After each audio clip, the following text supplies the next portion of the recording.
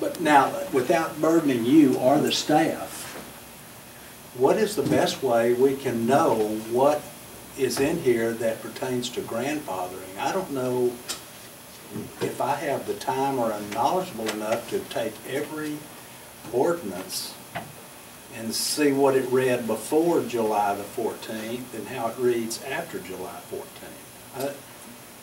Somewhere in your organization, somebody's done that, correct? Right, we have a team that works through all that and compares the ordinances. Right. Is there any way I could get, or the council could get, some kind of documentation that says, okay, this item that you haven't read is a grandfathering violation, what you would think it would be? I guess Is that I'm possible? trying to I guess help me understand better, because what this document does is it shows the current language, current ordinance in the black. But that was after the July 14th, right? Correct. Okay, so Correct. if you're questioning grandfathering, I need to know. Prior to July. The 2008 Does that make ordinance. sense? Yes. Okay. So we've got to look at the 2008 ordinance that was in place and compare it to what we voted on in 2011 to what you want now. And the thing that I'm going to, the way I recollect this, and then please correct me if you have a different recollection, but the night that the second permit was granted, it was granted conditionally in the minutes. But now to clear this out, That's right. that The the ordinance changes would be applicable to it, applicable to the second permit. Yes. Chesapeake's position, as I understand what you're saying tonight, is that the second permit should be grandfathered. And that when I'm reading the because presentation. they made application. Correct, made application prior to, since we were going down a dual track. So then is this grandfathering only related to the second permit then? Well, a couple of things. The grandfathering, we would prefer the language, I believe, on the last slide here. It would be for the pad side, grandfathering the pad side under the old ordinance. Pad side, not bore side. Or The whole pad versus side. The whole pad side. single wells. That includes all remaining bores. Right, yeah, right. And back in July, whenever you all were looking at the current revisions, there was a comparison, because you were comparing the 2008 ordinance with the changes that you all passed back in July. So, that was considered. But what you've done is you've taken what we voted on in 2011 and said, this is what we want, this is what we agree to, and now you're coming back and saying you want us to change the current ordinance to read what your recommendations are, but some of those changes that you're asking for changes are actually that have to do with the 2008 when you originally requested the permit. And you're wanting it on the whole pad side, and ours was set up, if I understood correctly, it was per time that we drilled, per application Per permit, I'd have to thank go you. back and double check that.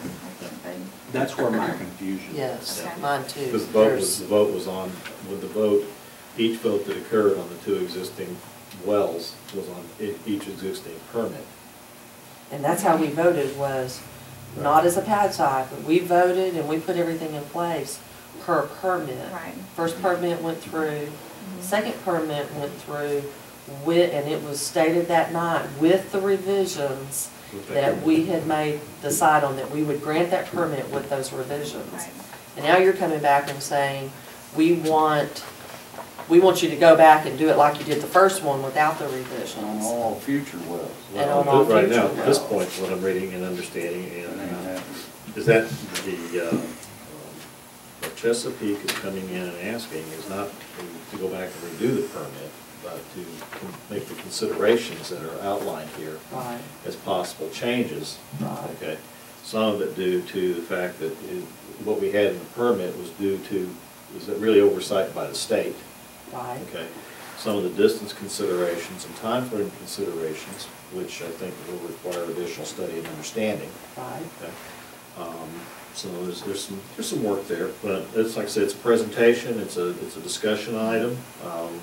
There's no action going to be taken or anything along that line. We've got a lot of research. But there's some research to be done, and there's some sources to be tapped that we have available to us, and I think we're gonna have to do that. Okay? So, any further questions for Ms. Brown? Yeah, I had a few comments to add here. Diana, we pulled this ordinance from a city, I think, didn't we, from another, was it Fort Worth? It is not from one city, it's We just it is consolidated. a lot of different sources, and then Belchef actually added theirs to the, reviewed everything and went over it with us before the last revisions were approved, so Okay. at this point, it's Lakeside's ordinance. Okay. I'm also like Diane, I'd like to hear what Belchef has to say about their opinion on all this additional testing, the water and the air, and, Well, Mr. Polidor's here this evening, and he's hearing this as you're hearing it, and so Okay. I'm sure that we'll be getting comment. I had a question here, maybe he can, our consultant can answer this, but the back T sampling, would that pick up any of the contamination, possible groundwater contamination, since we do those monthly? That's a different, Is that different that's type of test? testing something different Okay. than, right. There's bacteria in the water. And also I see the grandfathering where, the pad site versus if we got 15 wells at the Weaver site, that could get really convoluted if we just grandfather permit number 1 and 2, and then the other remaining 12 wells are under a different ordinance, but that's something that we really need to kind of look into. Yeah, we had a little bit of study. Yeah, and